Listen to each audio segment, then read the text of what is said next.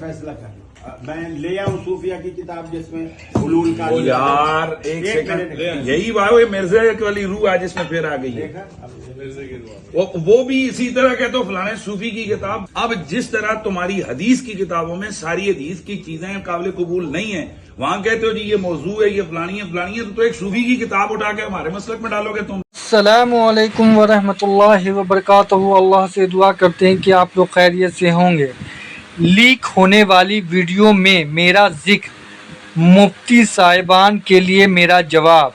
तो ये जो वीडियो लीक हुआ है इसमें जो तू तराक से बातें की गई हैं और इंजीनियर मोहम्मद अली मिर्ज़ा के बारे में जो बातें बोली जा रही थी, तो उससे रिलेटेड कुछ जो है अली मिर्ज़ा ने बातें बोली हैं इस वीडियो में और बताई भी हैं कि जब टेलीविज़न पर या डिजिटल के माध्यम से आते हैं तो वो आपके से बात करते हैं और ऐसे महफिल में जो है किस तरीके से तू तराक की से बातें की जा रही थी उनके बारे में, और भी काफ़ी सारी चीज़ें जो है इस वीडियो में आपको देखने को मिलेगा और इसका जवाब जो अली मिर्ज़ा ने दिया है।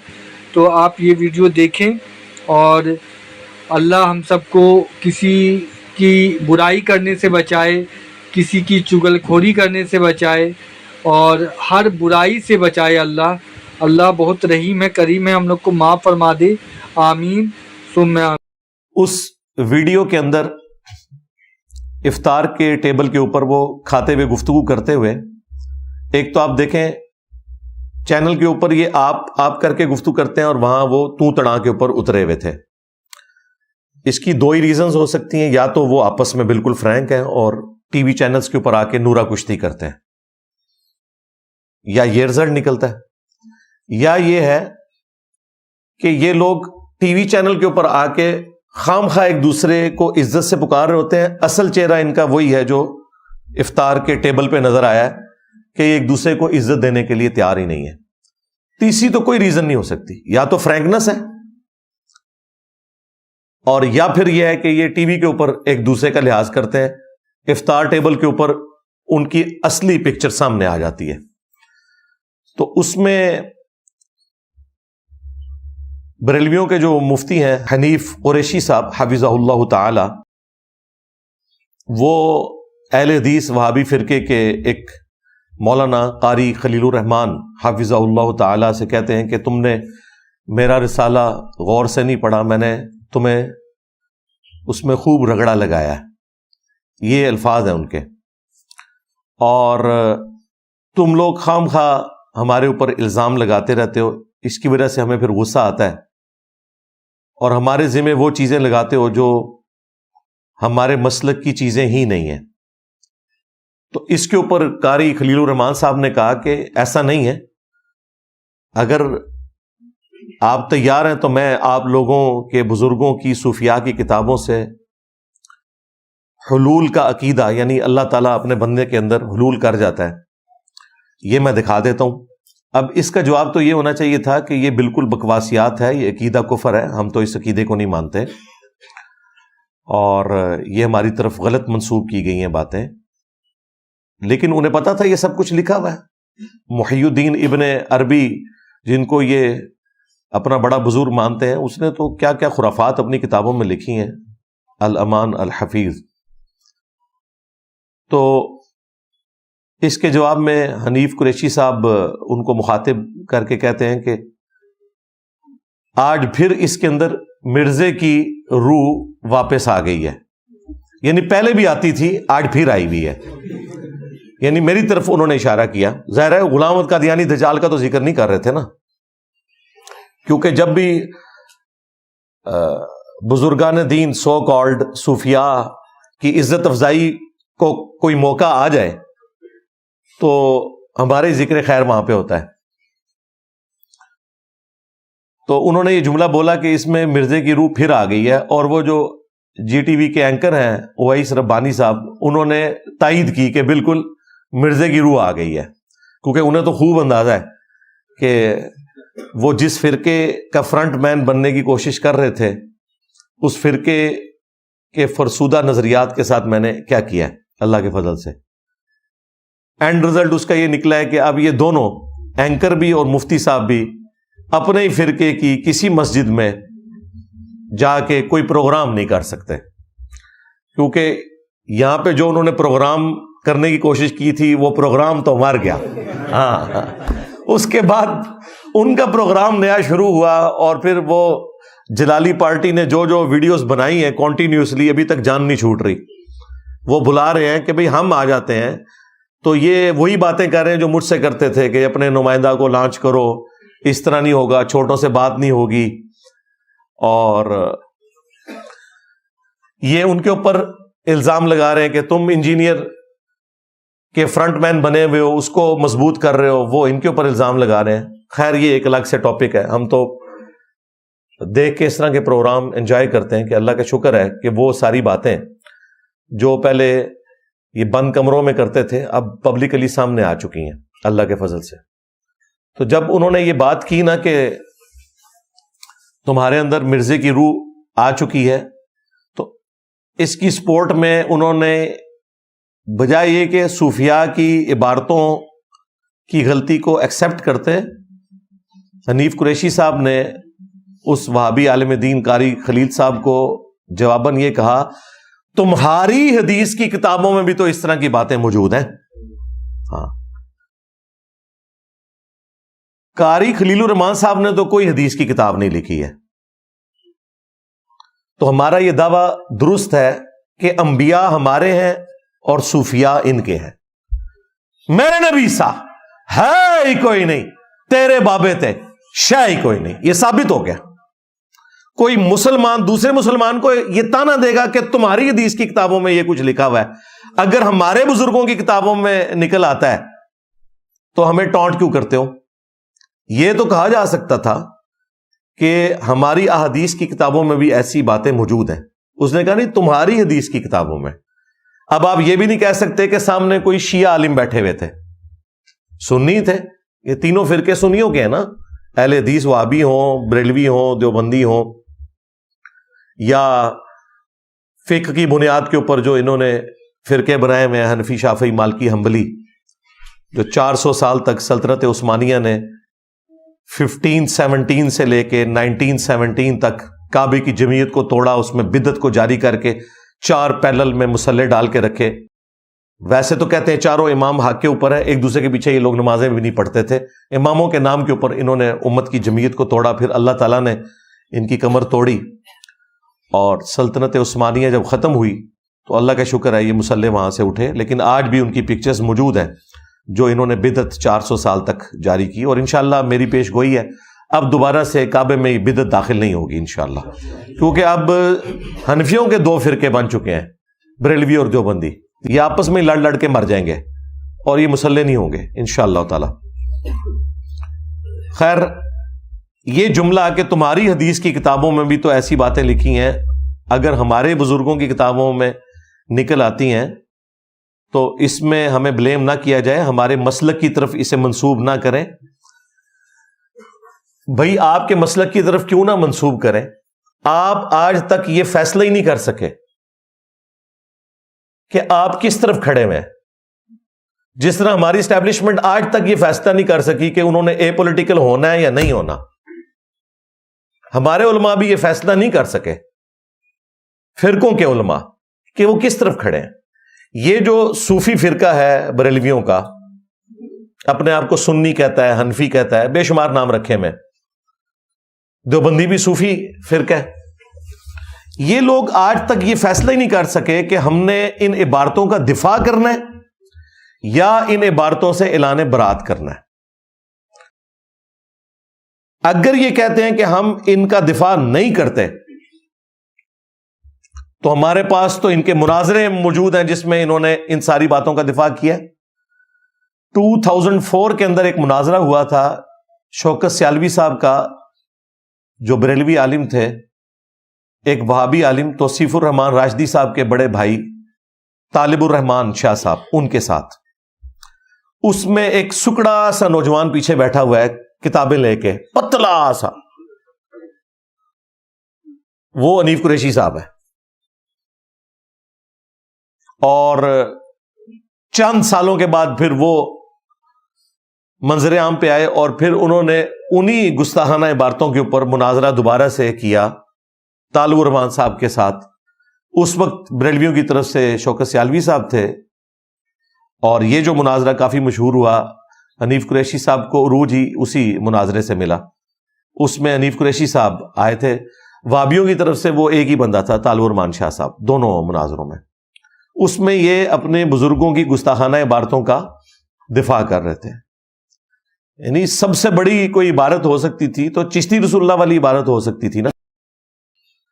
اس کے دفاع کے اوپر بھی باقاعدہ مناظرے آج بھی یوٹیوب کے اوپر رکھے ہوئے ہیں، جس میں ان کے علماء نہ صرف شتیہات کے نام کے اوپر چشتی رسول اللہ کا دفاع کر رہے ہیں، حالانکہ یہ لوگ ہمیں کل تک کہتے تھے با خدا دیوانہ باش با محمد ہوشیار، کہ دیوانگی صرف اللہ کے لیے چلے گی، رسول اللہ کے لیے آپ نے ہوشیار رہنا ہے. لیکن یہ ساری گستاخانہ عبارتیں نبی علیہ السلام کی شان میں تھیں، انہوں نے اس کو بھی شتیہات کے کھاتے میں ڈالا.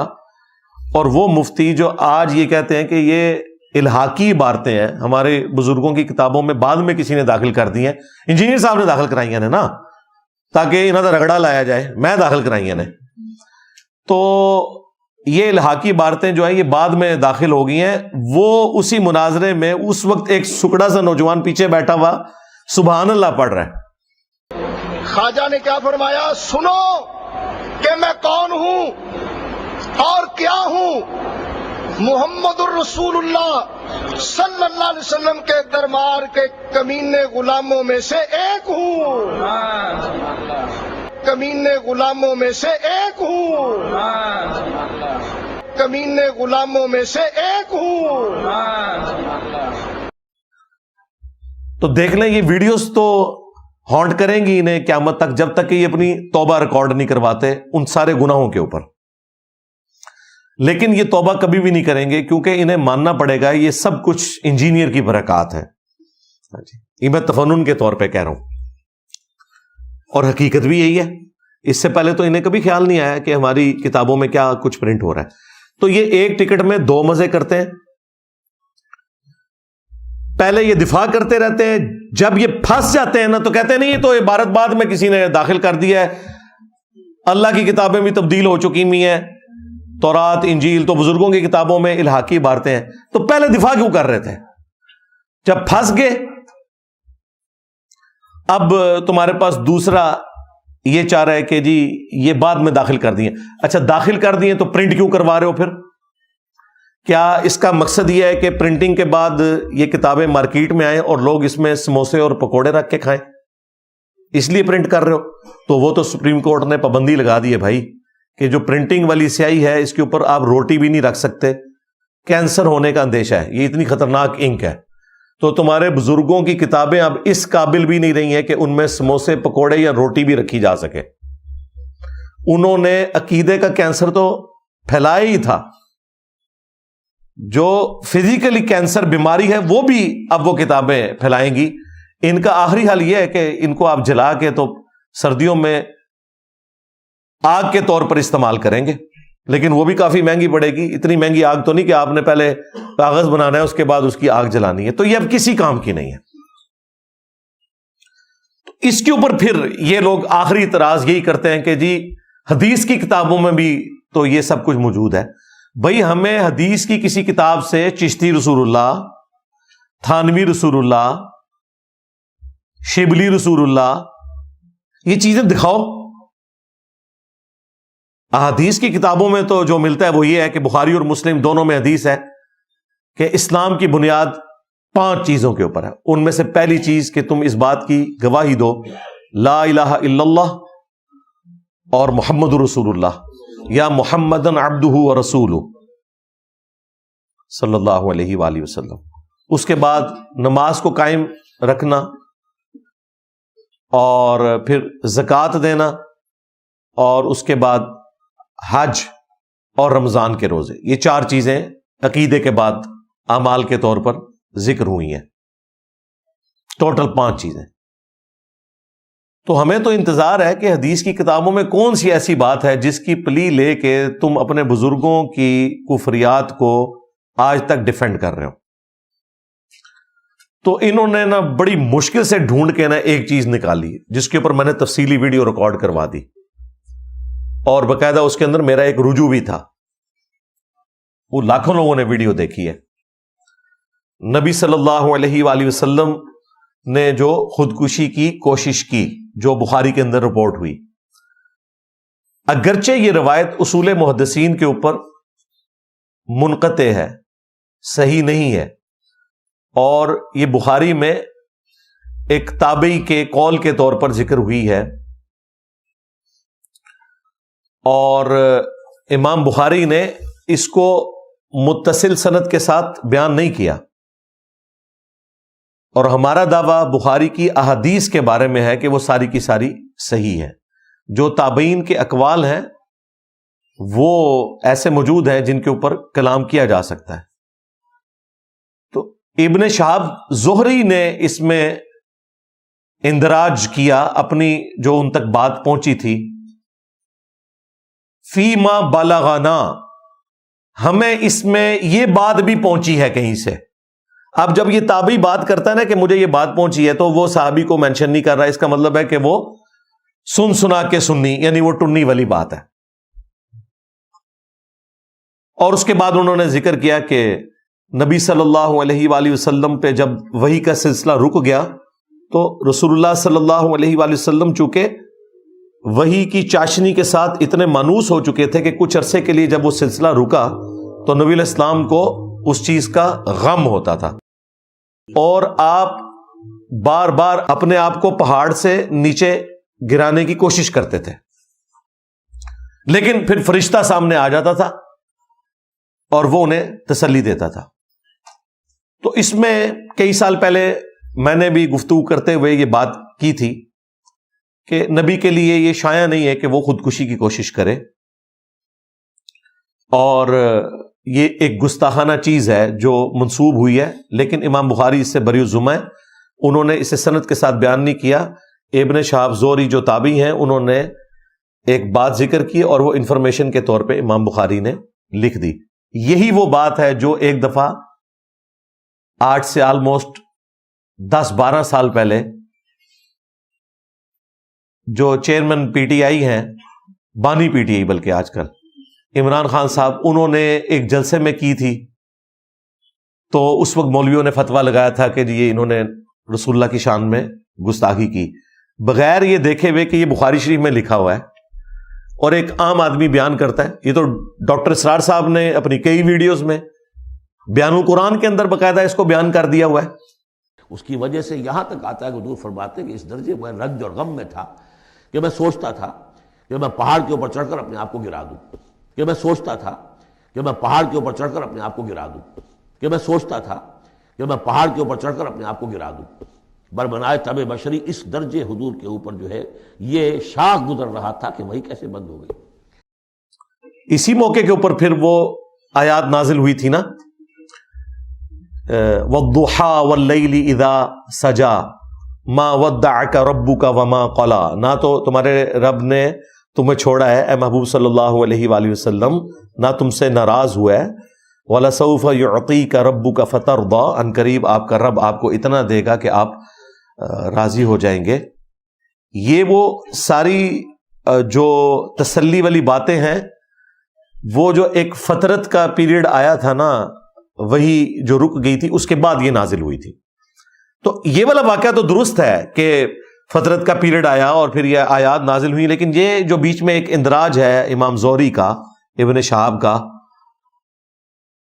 اس پہ میں نے کلام کیا تھا کہ یہ ایک گستاخانہ بات ہے، لیکن امام بخاری بری الذمہ ہے۔ بعد میں میرے ایک قریبی اسٹوڈنٹ غلام محی الدین بھائی، جو ہمارے یہ ریفرنسز کا بھی زیادہ تر کام وہی کر کے دیتے ہیں، میں جو کچھ بیان کرتا ہوں میں تو اپنی کرائمنگ سے بیان کرتا ہوں، ظاہر ہے اللہ کا شکر ہے، میں تو آلموسٹ اب 14-15 سال سے یہ کام کر رہا ہوں، تو مجھے کوئی تیاری کرنے کی ضرورت نہیں پڑتی ہے، میں اپنی کرائمنگ سے بیان کرتا ہوں، اس کے بعد ہم اپنی ویڈیو کی آڈیو ان کو بھیجتے ہیں، ہماری جو ٹیم ہے، کہ بھئی یہ جو علی بھائی نے بیان کیا ہے نا، یہ حدیثیں ہیں، انہوں نے تو بیان کر دیا یہ بخاری میں ہے، یہ مسلم میں ہے، اب بخاری میں کس نمبر کے اوپر ہے یہ تم بھجواؤ، وہ پھر ہمیں پورا بھیجتے ہیں، اس کے بعد پھر امیجز میرے پاس پہلے ہی رکھے ہوتے ہیں, ہمارا ٹائم بچ جاتا ہے. اگر میں اس کو کروں تو ٹائم زیادہ لگ جائے. تو انہوں نے ایک دن مجھے فون پہ کہا کہ یہ جو امام بخاری نے ابن شہاب زہری والا اندراج نقل کیا ہے تو اس میں کوئی گستاخی والی بات نہیں ہے, تو اس پہ آپ رجوع کریں. میں نے کہا اس کی ریزن کوئی وجہ بتائیں. انہوں نے کہا کہ دیکھیں قرآن پاک میں سورہ یوسف کے اندر کیا یوسف علیہ السلام کے بارے میں نہیں آیا کہ اس عورت نے یوسف کا قصد کیا؟ یوسف بھی قصد کر لیتا اگر اپنے رب کی برہان نہ دیکھتا. تو بالکل ٹھیک ہے, رسول اللہ بھی خودکشی کر لیتے اگر جبرائیل سامنے نہ آتے. اور وہاں پہ سورہ یوسف میں آیا کہ یوسف ہمارے مخلص بندے تھے, ہمارے چنے ہوئے بندے تھے. ایک ہے مخلص جو ہم ہونے کی کوشش کرتے ہیں, اخلاص, کمٹمنٹ. ایک لفظ ہے مخلص جسے اللہ اپنے لیے خالص کر لے.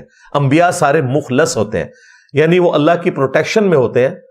اگر کبھی خدا نہ خواستہ وہ کسی غلط کام کی طرف مائل ہونے لگیں یا اس چیز کا اندیشہ ہو, ظاہر ہے وہ فرشتے تو نہیں, انسان ہے, تو اللہ تعالیٰ انہیں اسپیشل پروٹیکشن دے دیتا ہے. وہ اس سے پہلے ہی اللہ تعالیٰ کی اسپیشل پروٹیکشن میں آ کے اس گناہ کے کام سے بچ جاتے ہیں. اب اس سے بڑی کیا آیت ہوگی کہ یوسف بھی قصد کر لیتا. ہمیں جو معصومیت کا عقیدہ بتایا گیا وہ بالکل فراڈ ہے. ہمیں یہ بتایا گیا ہے کہ انبیاء کے اندر مادہ ہی نہیں ہے برائی کا. اس سے تو آپ انبیاء کی فضیلت ہی ختم کر رہے ہیں. پھر فرشتوں میں اور ان میں کیا فرق رہ گیا؟ انبیاء کی فضیلت ہی یہ ہے کہ برائی کا مادہ ہوتے ہوئے بھی وہ معصوم ہے, وہ گناہ نہیں کرتے اللہ کے خوف کی وجہ سے. آپ دیکھیں یوسف علیہ السلام کی ماں تھی, وہ بچپن سے انہوں نے اسے ماں کے روپ میں ہی دیکھا ہے نا.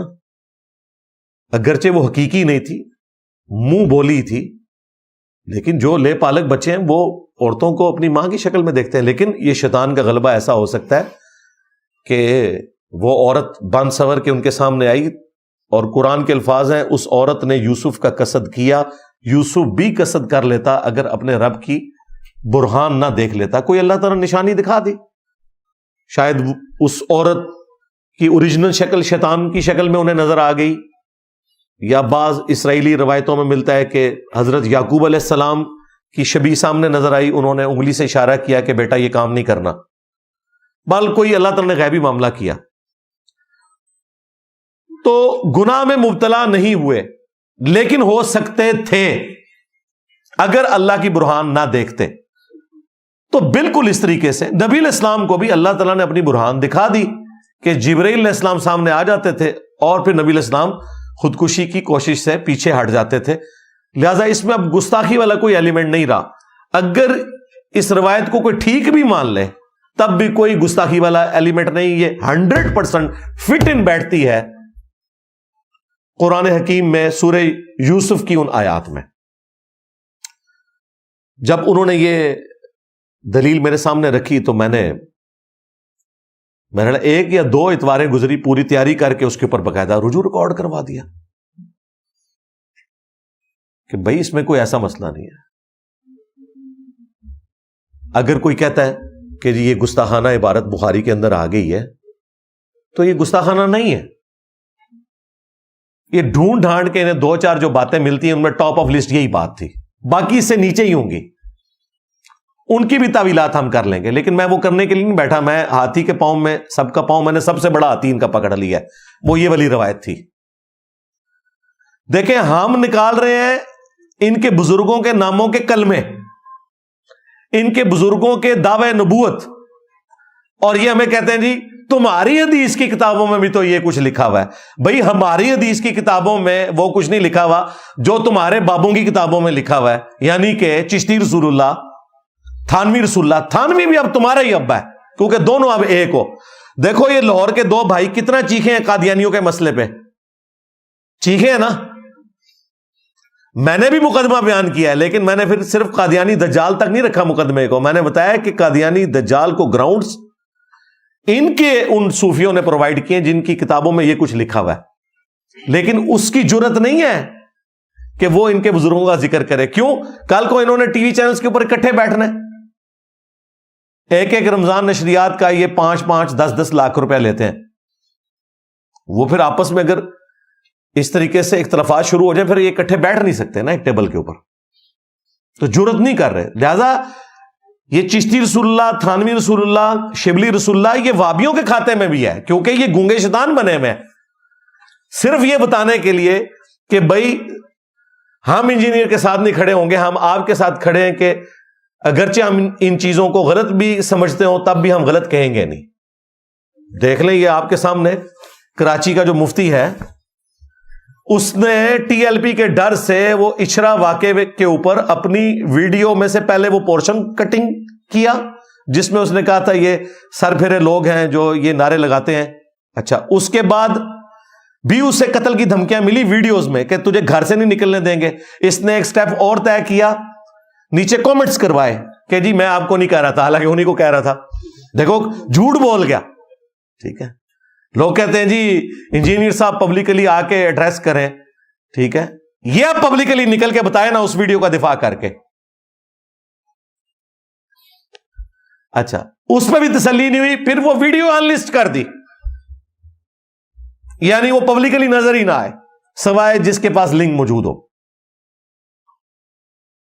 اب اگلے اتوار یا جمعے کے بیان میں اس کو اس کی جسٹیفیکیشن دینی چاہیے تھی نا کہ بھئی میں نے یہ جو بزدلی دکھائی ہے یا میں ڈر گیا ہوں یا مجھے قتل کی دھمکیاں مل رہی ہیں تو اس کی وجہ سے میں نے کیا ہے. اس کی بجائے اسے پکڑ کے میرے اوپر کلپ عدالتی خلا کے اوپر ریکارڈ کروا دیا, اور وہ کلپ وہ ریکارڈ کروایا جس میں اس نے وہ باتیں میری طرف منسوب کی جو میرے عقائد و نظریات ہی نہیں ہیں, اور اپنے فقہ حنفی کا وہ دفاع کیا کہ جو اس کے فقہ حنفی میں ہے ہی نہیں ہے. وہ انہوں نے فقہ مالکی سے چوری کر کے فتوے ان کے بزرگوں نے دیے ہوئے تھے. تو پھر ہمیں بعض سٹوڈنٹس نے اکا دکا سٹوڈنٹس نے رابطہ کیا کہ جی اس طرح جواب. میں نے کہا جواب کیا یار, یہ خود ہی میری پرانی ویڈیو چلا دو, اس کا جھوٹ کھل جائے گا. اس نے کیا کچھ کیا, صرف توجہ ڈائیورٹ کرنے کے لیے. لیکن میں نے ان کو پہلے بتایا کہ بھائی بنو امیہ کی چالیں, بلکہ تمہارے ماموں کی چالیں جہاں پہ ختم ہوتی ہیں نا وہاں سے ہماری عقل سٹارٹ ہوتی ہے. ہاں, یہ ذہن میں رکھیے گا. میں نے کبھی بھی فروئی معاملات کے اندر تم سے نہیں الجھنا جب تک تم لوگ اپنے عقیدے اسلام کے مطابق ثابت نہیں کرتے. جو لوگ تھانوی رسول اللہ کا دفاع کریں, جن کے بزرگوں نے المہند علی المفند کے اندر وہ عقیدے لکھے ہوں جو قرآن و سنت سے ثابت ہی نہ ہو, تو جب تک تمہارے عقیدے ثابت نہیں ہوتے تمہاری فروئی جو ایشوز ہیں وہ بعد میں ڈسکس ہوں گے. اور تم یہ چاہتے ہو کہ تم ان چیزوں سے ہٹا کے اس طرف لگاؤ, ایسا نہیں ہوگا بالکل. جب تک تم ہمیں جواب نہیں دو گے کہ تمہارے ایک بزرگ نے دوسرے بزرگ کو اپنے ساتھ لٹا کر اس کے سینے پہ ہاتھ پھیرے, کروٹ اس کی طرف کی اور وہ چیخ اٹھا میاں لوگ کیا کہیں گے, اور وہ اتنا ڈھیٹ تھا, دوسرا کہتا ہے کہنے دو لوگوں کو جو کہتے ہیں, لوگوں کی کیا پرواہ ہے. یہ وہ لوگ ہیں جنہوں نے مدرسہ دیوبند بنایا ہوا ہے, رشید احمد گنگوئی اور قاسم نانوتوی ایک دوسرے کو لٹا رہے ہیں. لہذا یہ نہ سمجھے کہ آج کل مفتیوں کی ویڈیوز لیک ہوتی ہیں لڑکوں کے ساتھ. ہاں, یہ سلسلہ پرانا چل رہا ہے. اس سے بھی پہلے بلکہ حافظ ابن کثیر نے تو تاریخ ابن کثیر البدایہ والنہایہ میں لکھا ہے کہ یہ ایسا مرض ہے کہ وہ کہتے ہیں کوئی حکومتی عہدے دار, کوئی جج, کوئی فقیہ, کوئی مولوی, کوئی مفتی ایسا نہیں ہے جو اس کام سے بچا ہو سوائے جس میں اللہ رحم فرمائے. اور انہوں نے لکھا کہ اپنے بچوں کو ان بزرگان دین کی پہنچ سے دور رکھا کریں, خصوصاً سفر میں. جی, رائے ونڈ میں اتنے واقعات رپورٹ ہوئے تھے کہ پھر حاجی عبد الوہاب صاحب رحمہ اللہ تعالی انہوں نے باقاعدہ پابندی لگا دی کہ کسی جماعت میں کوئی لڑکا نہیں جائے گا بزرگان دین کے ساتھ جب تک کہ اس کا اپنا باپ یا بڑا بھائی ساتھ نہ ہو. تو حافظ ابن کثیر تو 774 ہجری میں فوت ہوئے ہیں, آج چل رہا ہے 1445 ہجری. میں 700 سال پرانی بات کر رہا ہوں, اور یہ میں نے کوئی حافظ ابن کثیر سے نہیں لکھوایا تھا کہ بھئی میں 700 سال بعد آنا ہے تو میں نے منجی ٹھوکنی ہے تو حضرت لکھ کے جاؤ. انہوں نے پرنٹ کیا اردو میں ترجمے کو بدلنے کی کوشش کی, پھر بھی پکڑے گئے. میں اوریجنل ترجمہ بھی لگاؤں گا اور ان کا بھی ترجمہ, اس میں بھی آپ کو اندازہ ہو جائے گا کہ ان کے بزرگان دین کیا کچھ کرتے رہے. تو یہ ساری باتیں ان کو ثابت اپنے عقائد کے اوپر پہلے بات کرنی ہوگی, تھانوی رسول اللہ کے اوپر. اس طریقے سے جو انہوں نے دعویٰ کیا کہ ہم بزرگوں کی قبروں اور سینوں سے فیض لینے کے قائل ہیں, اور ہم نے ثابت کیا کہ یہ لوگ ان کے بزرگان دین کے بارے میں ان کا عقیدہ یہ قبروں سے نکل کے ان کی مدد کرتے ہیں بیداری کے اندر. قاسم نوتوی 2 مولویوں کی صلح کرا کے واپس چلا گیا, اور سخت سردیوں کے اندر بھی لحاف کے اندر اس کے پسینے چھوٹ گئے, اور بھی کچھ چھوٹ گیا ہوگا. ابھی مولانا قاسم آئے تھے, وہ تو لکھا ہوا ہے. ان کو ثابت کرنا ہوگا کہ ان کے بزرگوں نے یہ جو عقیدہ گھڑا کہ رسول اللہ کی قبر مبارک اللہ کے عرش سے افضل ہے, یہ کس آیت حدیث سے نکالا ہے. انہیں ثابت کرنا پڑے گا کہ جو انہوں نے عقیدہ بتایا کہ رسول اللہ اپنی قبر مبارک میں دنیا کی سی زندگی کے ساتھ ہے, اس کی تعبیر کرتے تھے. یہ بزرگوں نے دنیا کی سی کہا ہے, دنیاوی نہیں کہا. بھئی یہ چلاکیاں فقہ حنفی کی تمہارے پرانے بزرگوں کے ساتھ تو تم لڑ سکتے تھے, شافیوں کے ساتھ, انجینئر کے ساتھ تو نہیں لڑ سکتے نا. تو وہ کہتے ہیں وہ دنیا کی سی سے مراد یہ ہے کہ وہ نا چونکہ جسم اطہر سلامت ہے نا, اس لیے گویا کہ دنیا کی سی ہے نا. تمہارے شیخ زکریا کاندبی نے تو لکھا ہے کہ 550 سال بعد رسول اللہ نے 90,000 لوگوں کی موجودگی میں قبر اطہر سے اپنا ہاتھ باہر نکال دیا, اور لوگوں نے دیکھا, خواب میں نہیں بیداری میں. یہ ہے دنیا کی سی. جھوٹ بولتے ہو. اور تمہارے جو مفتی اعظم پلانٹ ارتھ ہے, مفتی تقی عثمانی, اس نے تو درس حدیث میں یہ واقعہ بیان کیا. تو مورخین نے لکھا ہے کہ جو ہی یہ شعر پڑھے تو روضہ اقدس میں سے نبی کریم سرور دو عالم صلی اللہ علیہ وسلم کا دست مبارک ظاہر ہوا, اور ہزاروں انسانوں نے یہ نظارہ کیا کہ دست مبارک ظاہر ہوا.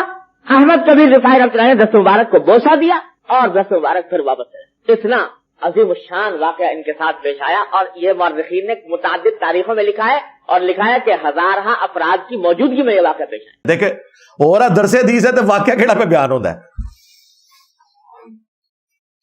تو دنیا کی سی نہیں, دنیاوی مانتے ہیں. یار یہ ہاتھ مبارک تو سیدہ فاطمہ کے لیے نہیں نکلا, سیدہ عائشہ کے لیے نہیں نکلا, سیدنا علی کے لیے نہیں نکلا, تو تمہارے تو یہ سارے باب شاہی کو ہی نہیں. تو یہ تمہیں اپنے عقیدے ثابت کرنے پڑیں گے. خیر یہ ٹاپک اس طرف چلا گیا, تو میں آپ کو بتا رہا ہوں کہ یہ اپنے بزرگوں کے دفاع کی خاطر کہتے ہیں تمہاری حدیث کی کتابوں میں بھی یہ کچھ لکھا ہوا ہے. یہ ثابت ہو گیا. وہ جیسے نشے میں کبھی کسی پولیٹیشین یا جرنیل کے منہ سے کوئی بات نکل جاتی ہے نا, بس یہ بھی وہ بیٹھے ہوئے تھے نشے میں نکل گیا. اور حقیقت یہی ہے کہ حدیث کی کتابوں کو ہمارے کھاتے میں ڈالتے ہیں اور بابوں کو اپنے کھاتے میں. تو انو ہی مبارک نے جتنے انہوں نے جانا نا, تسی بھی ہوتے ہی جاؤ. ہاں تمہارا اشر بھی وہی ہو جو ان کے ساتھ ہونا ہے. تو یہ ان کا جو ایک بہانہ تھا نا کہ جی وہ حدیث کی کتابوں میں بھی ہے, یہ یعنی جب پھنستے ہیں نا پھر اس قسم کی بات کرتے ہیں. ورنہ یہی کہیں گے الحاقی باتیں ہیں تو پرنٹ کیوں کر رہے ہو. وہ بھی میں نے ان کو جواب دے دیا کہ جی حدیثیں کیوں پرنٹ ہو رہی ہیں. ہوں میں جو تمہیں جواب دیتا ہے نا لو سامو پھر کہ حدیث میں کہیں تھانوی رسول اللہ, چشتی رسول اللہ, شبلی رسول اللہ کوئی نہیں موجود. اور جو تم نے ایک سب سے بڑی چیز پکڑی تھی بخاری سے, میں نے اس کے اوپر بھی الحمدللہ تفصیلی ویڈیو بہت پہلے ریکارڈ کروائی تھی, آج دوبارہ بات کر دی. پرنٹنگ والا اعتراض ان کا ختم ہوا. دوسرا ان کے پاس دفاع ہے, وہ کہتے ہیں جامع ترمذی میں مرفوعاً یہ حدیث ہے, اور صحیح بخاری میں مولا علی کا قول موجود ہے تعلیقاً. جب سیدنا عمر نے ایک مجنون شخص کے اوپر ہاتھ جاری کی تو سیدنا علی نے ان سے کہا کہ اے امیر المومنین, 3 لوگوں سے اللہ تعالیٰ نے قلم کو اٹھا لیا ہے. نمبر 1 مجنون جب تک کہ وہ صحت یاب نہ ہو جائے, نمبر 2 سویا ہوا شخص جب تک کہ بیدار نہ ہو جائے, اور نمبر 3 نابالغ بچہ جب تک کہ جوان نہ ہو جائے. ان سے قلم اٹھا ہوا ہے. تو سیدنا عمر نے جو اس پاگل مجنون کے اوپر, یعنی آج کل کا کلندر مجذوب, اس کے اوپر جو ہاتھ جاری کی ہوئی تھی وہ اٹھا لی. تو کہتے ہیں یہ اس بات کا ثبوت ہے کہ ہمارے صوفیاء بھی اللہ کی محبت میں چونکہ پاگل ہو چکے ہوتے ہیں, مجنون ہو چکے ہوتے ہیں, مجذوب ہو چکے ہوتے ہیں, کلندر ہو چکے ہوتے ہیں، لہٰذا ان سے شریعت کا قلم اٹھ گیا ہے. بالکل ہم آپ کے ساتھ ہیں. پھر بزرگوں کو بزرگ نہیں نا پاگل ڈکلیئر کرو نا. بزرگ کتوں ہو گئے وہ پاگل کا وہ نہیں، وہ اللہ کی محبت میں. اللہ کی محبت نہیں جناب، یہ تو رسول اللہ کی شان میں انہوں نے گستاخیاں کی ہوئی ہیں جو میں نے ہائی لائٹ کی ہیں.